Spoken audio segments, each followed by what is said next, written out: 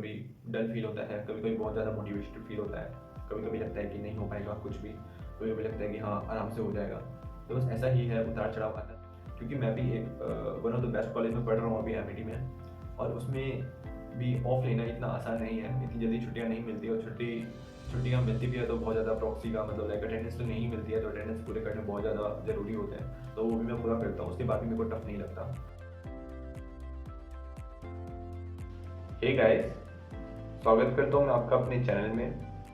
तो आप जैसा देख चुके होंगे थंबनेल में कि आज मैं आपको बताने वाला हूँ कि मैंने अपनी यूपीएससी की प्रिपरेशन कैसे स्टार्ट करी, और कोई कॉलेज स्टूडेंट या कोई पहले से जॉब कर रहा है वो अपनी प्रिपरेशन कैसे स्टार्ट कर सकता है। और मैं बहुत सारे क्वेश्चंस भी उठाऊंगा जो जनरली सबको डाउट आते हैं, तो सारे क्वेश्चंस मैं आपके सामने अभी मैं आपको बताऊंगा, और मैं अपना एक्सपीरियंस बताने वाला हूँ, अपने बड़े भाई का एक्सपीरियंस बताने वाला हूँ जो ऑलरेडी इंटरव्यू तक पहुँच चुके थे, और उनसे मैंने कैसे सीखा और क्या सीखा।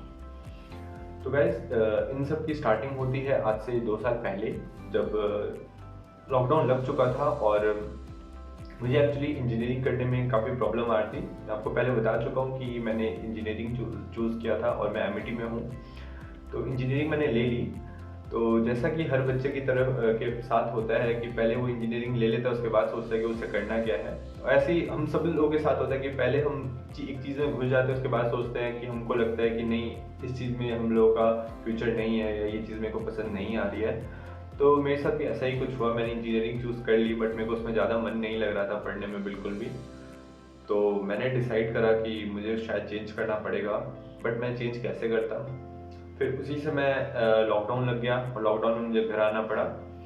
तो वो काफ़ी मेरे लिए एक पॉजिटिव चीज़ मेरे लिए साबित हुई, क्योंकि मेरे को काफ़ी टाइम मिल गया उस टाइम सोचने का। मैंने बहुत डीपली सोचा कि मेरे को करना क्या है। तो कहीं ना कहीं ये तो था ही कि मुझे यूपीएससी का अटेम्प्ट देना है। फिर मैंने सोचा कि तो बाद में क्यों, अभी क्यों नहीं। तो मैंने ऐसे ही स्टार्ट करा, और फिर मैंने अपने पेरेंट्स से बताई, और फिर पेरेंट्स ने मुझे काफ़ी गाइडेंस दी, मेरे बड़े भाई ने दी। तो वो भी इंटरव्यू तक पहुंच चुके थे, तो उनके एक्सपीरियंस से मुझे काफ़ी फ़ायदा मिला। तो मैं उनका एक्सपीरियंस अभी आपसे शेयर करूंगा, और अपना भी एक्सपीरियंस शेयर करूंगा, तो उससे आपको भी अंदाज़ा लग जाएगा कि कैसे प्रिपरेशन स्टार्ट करनी होती है। क्योंकि बहुत कॉमन प्रॉब्लम है, बहुत ज़्यादा कॉमन प्रॉब्लम है एक हर एक स्टूडेंट की लाइफ में। मतलब उसको लगता है, उसको पता ही नहीं चलता है कि उसे करना कैसे है, स्टार्ट कैसे करनी है, और स्टार्ट करते ही कुछ मंथ्स लग जाते हैं। तो मैं आपको सारा बताने वाला हूँ कि कौन सी बुक्स पढ़नी है, कौन सी बुक्स नहीं पढ़नी है। तो मेरे पास कुछ क्वेश्चंस हैं आपके लिए ही है, जो मैं आज इस पेपर में बना के लेके आया हूँ। तो मेरा फर्स्ट क्वेश्चन है, how did I started my UPSC journey. तो वैसे 2 इयर्स पहले स्टार्ट हुआ। मैं घर आया, फिर मैंने सोचा, और जब मैंने यूपीएससी करने का सोच लिया था, तो फिर मैंने सोच लिया कि हाँ पढ़ना तो है ही। बट मेरी जो प्रिपरेशन थी बहुत ज़्यादा स्लो थी, क्योंकि मेरे को पढ़ना पता नहीं था कि कैसे पढ़ना है। तो मेरे बड़े भाई ने मुझे सुझाव दिया कि पहले आप बेसिक बुक्स उठाओ। तो बेसिक बुक्स में मैंने सोचा कि ठीक है, तो बेसिक बुक्स में मैंने सबसे पहले हिस्ट्री उठाई। तो हिस्ट्री उठाने के बाद, तो हिस्ट्री की मैंने स्पेक्ट्रम बुक खरीद ली पहले, सबसे पहले ऑनलाइन ऑर्डर किया था मैंने उसे। तो मैं उसे बहुत एक्साइटेड होके पढ़ने लग गया, और उस पर मैं पूरे दिन में सिर्फ 10 to 15 पेजेस ही पढ़ता था। और जो यूपीएससी की प्रिपरेशन में वो समझ पा रहे होंगे कि स्पेक्ट्रम पहले ही कितनी छोटी बुक है। लाइक उसका जो पेपर का साइज है काफ़ी छोटा है, तो उसके 10-15 पेजेस तो बहुत कम होते हैं। बट मैंने ऐसे ही स्टार्ट करा, क्योंकि मेरे से ज़्यादा नहीं पढ़ा जा रहा था। क्योंकि मैं एक साइंस का स्टूडेंट था, और मेरे पहले एसएसटी में बहुत ज़्यादा कम मार्क्स आते थे, और एकदम से मैंने ये चेंज कर लिया। बट कहीं ना कहीं मुझे ये फ़ायदा भी हुआ। फ़ायदा मेरे को इस चीज़ से हुआ क्योंकि 10th के बाद मैंने बहुत ज़्यादा मैं न्यूज़ देखता था। तो न्यूज़ से क्या होता है कि मेरे दिमाग में लाइक पॉलिटिक्स के की तरफ थोड़ा झुकाव बढ़ा, फिर हिस्ट्री की तरफ भी झुकाव बढ़ा। नहीं तो पहले तो 10th से पहले तो मेरे हमेशा हिस्ट्री में काफ़ी कम मार्क्स आते थे, लो मार्क्स, सबसे लोएस्ट मार्क्स आते थे, और साइंस में सबसे ज़्यादा मार्क्स आते थे। बट ये मेरे लिए ट्रांजिशन थोड़ा सा मुश्किल होने वाला था, बट मैंने सोचा कि हाँ मुझे करना तो पड़ेगा ही। बट बिलीव मी, ये बहुत ज़्यादा अच्छा रहा, जितना मैंने सोचा था उससे कहीं ज़्यादा अच्छा रहा, और बहुत ज़्यादा ईजी भी रहा। तो मैंने बस एक बुक ली, और उसको मैं बहुत कम, सिर्फ 1 to 1.5 आवर, मतलब 1 से 1.5 घंटे की पढ़ता था, और सिर्फ 10 पेजेस ही मेरे को पढ़ने होते थे, 10 to 15 पेजेस, और वो पढ़ के ही मैं बहुत ज़्यादा खुश होता था। तो जो मेरी स्टार्टिंग थी वो बहुत ज़्यादा स्लो थी, बहुत स्लो थी, बट फिर भी मैं उसको बहुत अच्छा मानता हूँ, क्योंकि वहीं से मेरे को मेरे दिमाग में, मतलब मेरे अंदर खुद से सेल्फ मोटिवेशन आया, और एक इंटरेस्ट भी आया, क्योंकि पहले ही मैं जब टफ बुक्स उठाता तो शायद मैं नहीं कर पाता। तो आपके लिए भी सबसे पहले तो मेरा सुझाव यही रहेगा कि सबसे आप इजी बुक, सबसे भी इजी में आप या तो आप हिस्ट्री उठा सकते हैं या पॉलिटी उठा सकते हैं। तो इस बुक से आपको बहुत ज़्यादा फायदा मिलेगा। तो पहली मेरी बुक थी हिस्ट्री। वो हम अपने दूसरे क्वेश्चन पे आते हैं। तो इसमें है कि what it takes to start preparation for UPSC. तो गाइस, इसमें पूछा गया है कि यूपीएससी के लिए मतलब ऐसा क्या करना पड़ता है। तो ऐसा कुछ नहीं है। यूपीएससी के लिए आपको बहुत सी स्लो स्टार्ट करना पड़ेगा। तो आपने एक कोट सुना होगा कि slow and steady wins the race. तो सेम वही बात है, आपको स्लोली स्टार्ट करना पड़ेगा, पर आपका इंटरेस्ट नहीं खोना चाहिए। तो इसके लिए ही बेसिकली आपको स्लोली स्टार्ट करना है और सबसे बेसिक बुक से स्टार्ट करना है। तो आप वीडियो देख सकते हैं। आजकल तो बहुत सारी वीडियोस अवेलेबल हैं, आप बुक्स पढ़ सकते हैं, बहुत सारी चीज़ें अवेलेबल हैं मार्केट में, फ्री अवेलेबल है। तो आप वो सब चीज़ें देख के कर सकते हैं। तो हिस्ट्री स्टार्ट करी। हिस्ट्री ख़त्म करने के बाद मैं स्टार्टिंग से ही एक एक करके ही बुक्स उठाता था, और कभी भी मैंने ऐसे नहीं सोचा कि मैं 2 बुक्स एक साथ करूँगा, और एक बुक्स उठाता था और उसको भी बहुत स्लोली पढ़ता था। तो जिसके पास टाइम है, 2-3 साल है, जो कॉलेज में है, सेकेंड ईयर में है, थर्ड ईयर में है, तो स्लोली थोड़ा स्टार्ट कर सकता है। तो और मैं ये भी बताना चाहूँगा कि उससे पहले अगर आप कहीं ना कहीं न्यूज़ देखते हैं, मतलब अगर आप पहले से ही, अगर आप कॉलेज में हैं या मतलब आपको थोड़ा न्यूज़ की तरफ झुकाव है, आप न्यूज़ रोज़ देख लेते हैं थोड़ा बहुत, नॉर्मल चैनल से कह रहा हूँ मैं, ऐसा नहीं कह रहा कि कोई स्टडी रिलेटेड चैनल स्पेशली नहीं, अगर आप नॉर्मल न्यूज़ ही देखते हैं तो उससे आपको कहीं ना कहीं आपके माइंड में मतलब आप काफ़ी मतलब अंदर से बहुत इंटरेस्टेड हो गए इन सब्जेक्ट्स के लिए, और आप कभी भी बोर्ड फील नहीं करेंगे क्योंकि आप अपने आप को उससे कनेक्ट कर पाएंगे। तो यही मेरा एक्सपीरियंस था। तो मैं अपने थर्ड क्वेश्चन पे जाता हूँ कि my first book and the other subjects. तो मेरी फर्स्ट बुक थी स्पेक्ट्रम हिस्ट्री की, जैसा कि मैंने आपको बताया। उसके बाद मेरी बुक थी पॉलिटी की लक्ष्मीकांत। तो पॉलिटी की लक्ष्मीकांत भी काफ़ी इजी रही, तो काफ़ी अच्छी थी बुक्स थी वो। तो उसको भी मैंने 2 महीने में, 2.5 महीने में कंप्लीट किया। उसके बाद मैंने इकोनॉमिक्स की रमेश सिंह उठाई। तो आप देख सकते हैं बहुत सारे लोग तो सोचते हैं कि हाँ एनसीईआरटी करनी है, एनसीईआरटी में ही लग जाते हैं। तो ऑफकोर्स एनसीईआरटी बहुत ज़्यादा अच्छी बुक है, बट मैंने एनसीईआरटी नहीं करी थी। एनसीईआरटी मैंने हाँ इकोनॉमिक्स की करी, मैक्रो इकोनॉमिक्स की। हिस्ट्री की मैंने एनसीईआरटी नहीं करी क्योंकि मेरे को जरूरत फील नहीं हुई। तो मैं आपको यही कहना चाहूँगा, लाइक सबकी गाइडेंस आपको काम नहीं आएगी, आपको अपने हिसाब से सोचना है। अगर आपसे एनसीईआरटी नहीं हो रही तो आप उसे छोड़ सकते हैं, बट आपको एनसीईआरटी से जो उसमें मटेरियल है वो कहीं ना कहीं से तो आपको कवर करना ही पड़ेगा। तो आप इंटरनेट की हेल्प ले सकते हैं, और आप स्पेक्ट्रम तो आई थिंक बेस्ट बुक है और बहुत हॉलिस्टिक बुक है, उसमें सब कुछ क्लियर हो जाता है। तो आप उसको ही पढ़िए, बार बार पढ़िए, तो आपके बहुत सारे कॉन्सेप्ट क्लियर हो जाएंगे। यही सारी बुक्स मैंने स्टार्ट करी थी। तो एक और चीज़, मैं अपने पास हमेशा अपने पास एक अपना लैपटॉप रखता हूँ, जो कि बहुत ज़्यादा इंपॉर्टेंट है मेरे हिसाब से। लैपटॉप आपके पास होना ही चाहिए। लैपटॉप नहीं है तो आप टैब ले लें, टैब नहीं है तो आपके पास फ़ोन तो एकदम सबसे मिनिमम बेसिक रिक्वायरमेंट है। क्योंकि गाइस इस टाइम अब के टाइम पे क्वेश्चंस उस पहले के हिसाब से नहीं आ रहे हैं, कि ट्रेडिशनल क्वेश्चंस नहीं आ रहे हैं, वैसे बेसिक्स क्वेश्चन नहीं आ रहे हैं। आपको करंट अफेयर से बहुत ज़्यादा अपडेटेड रहना पड़ेगा, बहुत अपडेटेड रहना पड़ेगा। और लाइक आपका जो माइंड है बहुत ज़्यादा हॉलिस्टिक और वर्सेटाइल होना चाहिए, लाइक हर फील्ड में आपका माइंड जो आपका वर्क करना चाहिए। तो उसके लिए आपको इंटरनेट की हेल्प लेनी पड़ेगी, ट्रेडिशनल बुक से नहीं होगी। एक और चीज़ मैं आपका डाउट क्लियर करना चाहूँगा कि सोचते हैं कि जैसे लक्ष्मीकांत, हाँ जरूर मैं लक्ष्मीकांत बार बार पढ़ता हूँ, बट लक्ष्मीकांत पढ़ी मैंने तो वैसे ज़रूरी नहीं है कि इकोनॉमिक्स की रमेश सिंह में बार बार पढूं, क्योंकि रमेश सिंह के जो टॉपिक्स थे वो पुराने हो चुके हैं। मतलब उस पर्टिकुलर टॉपिक पे क्वेश्चन नहीं आते हैं जो GS3 में आता है इकोनॉमिक्स। तो इकोनॉमिक्स GS3 में आता है, तो उसके लिए आपको करंट अफेयर ज़्यादा फॉलो करना पड़ेगा। तो उसके लिए मैंने मृणाल सर के नोट्स निकाले हैं। तो आपको हर एक सब्जेक्ट से रिलेटेड आपका अलग अलग अप्रोच होना चाहिए। आप हर एक सब्जेक्ट के लिए एक टाइप का अप्रोच फॉलो नहीं कर सकते हैं। लाइक मेरा हिस्ट्री का अलग अप्रोच था। हिस्ट्री मैंने स्पेक्ट्रम से धीरे करके स्टार्ट किया। हिस्ट्री ऑफ पॉलिटी मैंने ऐसे करा कि बेसिक बुक से स्टार्ट करी और वीडियो स्टार्ट करी। और इकोनॉमिक्स के लिए मैंने रमेश सिंह से स्टार्ट करी और एनसीईआरटी करी। पर मैंने रमेश सिंह दोबारा नहीं पढ़ी आज तक, क्योंकि मुझे एक बार पढ़ने के बाद मुझे बेसिक चीज़ मेरे दिमाग में चल गई थी। और सेकेंडली मेरे को रियलाइज़ हुआ कि उस बेसिक पे कोई क्वेश्चन नहीं आने वाले हैं। तो मुझे पता था कि करंट अफेयर से रिलेटेड ही क्वेश्चन आएंगे, तो उसके बाद मैंने रमेश सिंह नहीं पढ़ी है। तो मेरा कुछ इस तरीके का ही अप्रोच रहता है, हर एक सब्जेक्ट के लिए अलग अलग।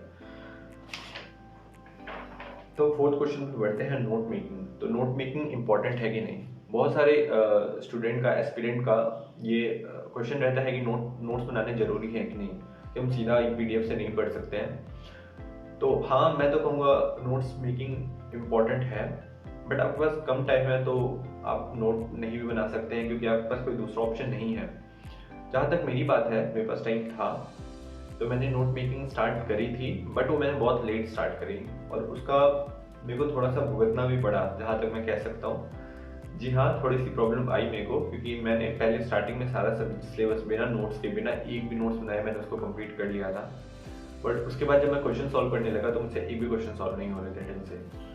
तो फिर मैंने सोचा कि हाँ, ये नहीं हो रही क्योंकि मैंने रिवीजन नहीं करी। तो रिवीजन मैं करने गया तो फिर मैंने देखा कि मुझे सारी पूरी रिवीजन खुद पूरी करनी पड़ी है, लाइक एक एक वीडियो पूरी फिर से पढ़नी पड़ रही है। तो ये तो फिर वही हो गया कि आपने एक बार पूरा कंप्लीट किया और फिर उतने ही टाइम में आप दूसरी बार किया, थोड़े से कम टाइम में आप दूसरी बार उसको कंप्लीट करने वाले हैं, उसके बाद भी आपको पूरी अच्छी तरीके से चीज़ें नहीं आ रही है, आप रिटेन नहीं कर पा रहे हैं। तो यही चीज़ मेरे साथ हुई। तो मेरे जो फादर थे उन्होंने ही मेरे को सलाह दी कि नोट्स बनाने तो बहुत ज़्यादा इंपॉर्टेंट होते हैं, नोट्स को आप पक्का बनाओ। फिर मैं नोट्स बनाने स्टार्ट करे और आज ये हाल है कि मेरे पास अराउंड 30 नोटबुक तो सिर्फ मेरे पास नोट्स की है, और ऑप्शनल की अलग हटा दो तो ऑप्शनल की भी मेरे पास आई थिंक 10-11 नोटबुक हैं लिखे हुए, तो अराउंड 40 नोटबुक्स हैं। तो आपको लग रहा होगा कि बहुत ज़्यादा है, मैंने पूरी की पूरी बुक्स उठा ली हैं, पूरी की पूरी बुक्स ही उतार ली हैं। तो ऐसा नहीं है गाइस, मैंने प्रीलिम्स और मेंस का अलग अलग पर्सपेक्टिव से सोच के लिखा है, और नोट्स मैंने कभी भी एक बार में पूरे नहीं बनाए। लाइक मैंने ज्योग्राफी स्टार्ट करी, मैंने बेसिक नोट्स बनाए, कुछ पेजेस छोड़े, उसको आगे बढ़ गया, उस कॉपी को अलग मैंने रख दी।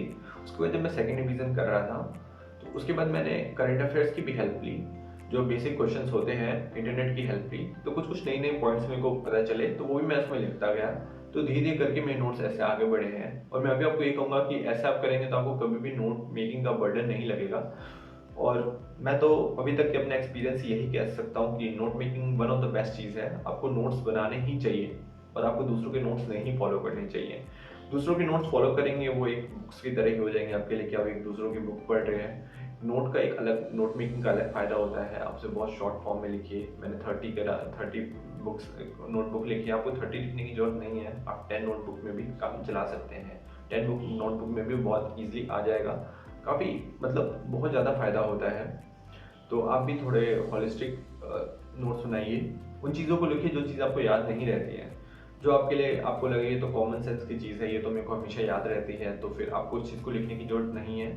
आपको कभी भी पूरा सेंटेंस लिखने की ज़रूरत नहीं है, आपको उस सेंटेंस को बहुत छोटा करके लिखना है, शॉर्ट फॉर्म में लिखना है, कि जो सिर्फ आपको समझ में आए, क्योंकि आपको उस नोटबुक को कहीं देनी तो है नहीं, किसी को दिखाना तो है नहीं। तो आप उसको इस तरीके से लिखिए कि सिर्फ आपको ही समझ में आए, और आप उसको अच्छी तरीके से बार बार रिवाइज करते रहें तो आपकी चीज़ें क्लियर होती जाएंगी। फिर मैं आगे एक नेक्स्ट क्वेश्चन पे आता हूँ अपने, what to study for prelims and mains. Like इसमें बेसिकली क्वेश्चन ये पूछा है कि स्टार्ट कैसे करें, कि हाउ टू स्टार्ट, कि मतलब प्रीलिम्स के लिए स्टार्ट करें कि मेंस के लिए स्टार्ट करें। तो बहुत लोगों को ये प्रॉब्लम होती है, बट मैं कहूँगा कि यूपीएससी ऐसा नहीं है, प्रीलिम्स और मेंस का सिलेबस पूरा कोइंसाइड करता है, बहुत ही बेसिक चीज़ है, लाइक वर्ल्ड हिस्ट्री जो थोड़ा अलग है। बट तो आप दोनों पूरे जो भी स्टार्ट करें, जो भी सब्जेक्ट स्टार्ट करें, उसको हॉलिस्टिकली पढ़ें। लाइक ऐसा नहीं करें कि प्रीलिम्स की तरह ही के लिए पढ़ रहे हैं या मेंस की तरफ पढ़ रहे हैं।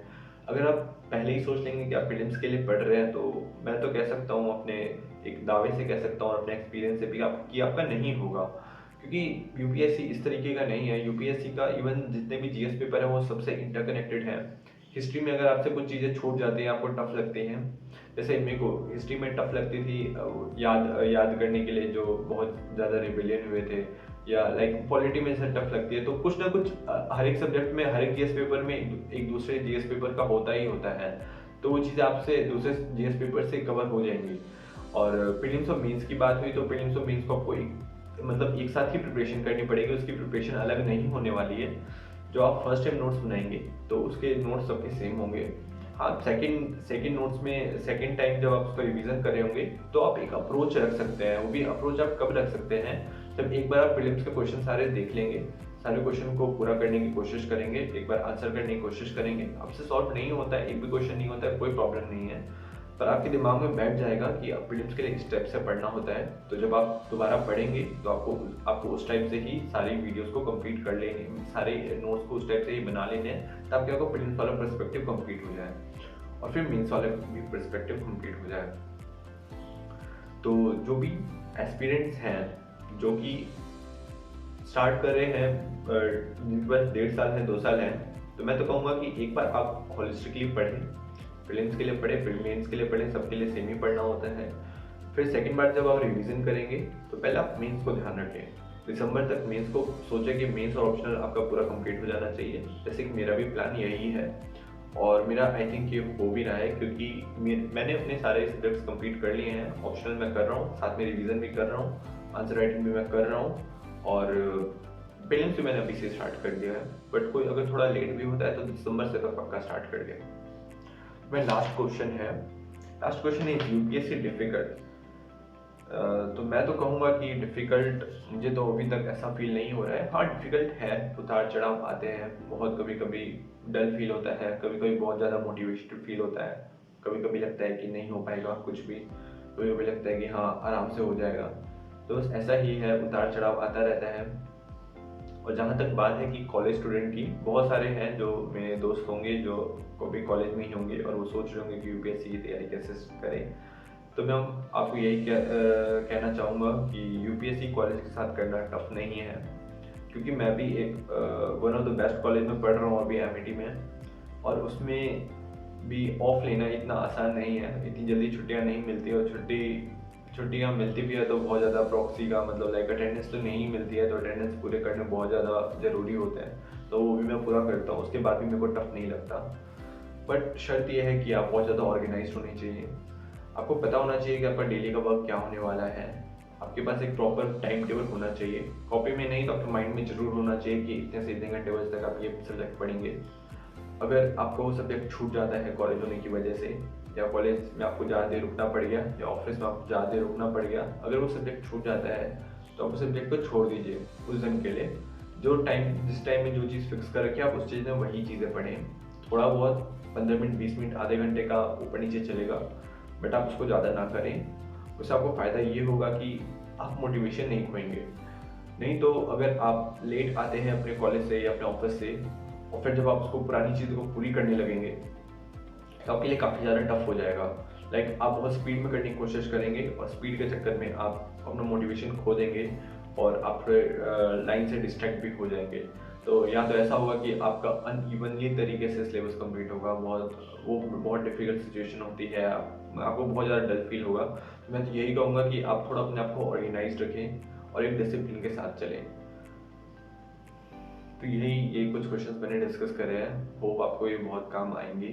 तो कुछ मेरे को तो हमेशा अपने जो गार्जियन से और अपने बड़े भाई से सपोर्ट मिला है, उनसे मेरे को सुझाव मिलता रहा, तो आज मैं यहाँ तक पहुँच चुका हूँ। आज मैंने सिलेबस कंप्लीट कर लिया है और मैं ऐसा सोचता भी हूँ कि हाँ ज़रूर मैं प्रीलिम्स और मेंस ज़रूर निकालूंगा, इंटरव्यू भी ज़रूर निकालूंगा। तो बहुत सारे मेरे दोस्त हैं जिनको गाइडेंस पूरा नहीं मिल पाता है, जिनके पेरेंट्स इतने सपोर्टिव नहीं हैं, या पेरेंट्स की ना बात करूँ तो मैं लाइक उनके पास कोई रोल मॉडल नहीं है या कोई ऊपर से सपोर्ट करने वाला नहीं है जो इस फील्ड में ऑलरेडी हो। तो उनके लिए मैं कहूँगा कि आप ठीक है, आप अभी मेरे चैनल पे आ गए हैं तो अभी से आप स्टार्ट कर सकते हैं। मैं हमेशा अपनी जर्नी आपसे शेयर करता रहूँगा, वीडियोस लाता रहूँगा आपके लिए, आप उसको देखिए, आप उसको मैच करने की कोशिश करिए और मेरे साथ आगे बढ़िए। तो thank you so much guys अभी तक वीडियो देखने के लिए, और आप मेरे चैनल को लाइक एंड सब्सक्राइब जरूर कर लें अगर यहाँ तक आ चुके हैं तो। Thank you so much, have a nice day.